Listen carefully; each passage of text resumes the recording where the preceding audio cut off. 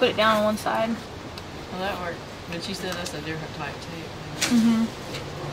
And see, what I did was I actually just covered the fingerprint. The story of these fingerprints is an interesting one, and it starts in 1942.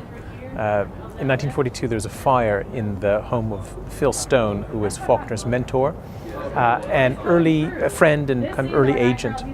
And he stored in a closet upstairs in his house some of Faulkner's earliest poetry. And Faulkner, of course, was a poet before he was a novelist.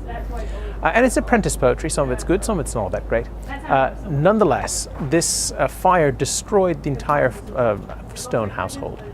The flames were put out. Stone's wife had their handyman go through and try to salvage some of the papers. And the papers that they managed to salvage now are held in the University of Mississippi in the William Faulkner collection. And that collection is of mostly poetry, which has been charred. Some of it's been water damaged, some of it's okay. And one of the things that I was interested in is it's a collection which really has not been ever looked at before. I teach a course on campus which at the Honors College, which deals with digital humanities and, among other things, restoring documents, historical documents. And I took a group of students over and imaged the collection. And during the imaging process, we discovered a fingerprint on an unpublished poem. And this fingerprint was interesting to us for a variety of reasons. First of all, because we felt pretty certain that it was going to be a Faulkner's.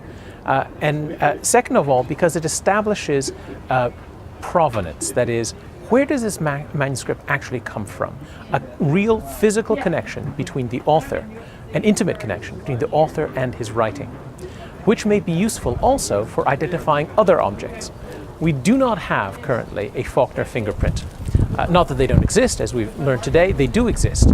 But to be able to make that connection between his work and his fingerprint is extremely useful, and it's a technique which we hope to use on other historical documents, some going back hundreds of years. It's possible to lift a fingerprint using digital imaging and multispectral light in a variety of spectra between the UV and infrared on a variety of objects.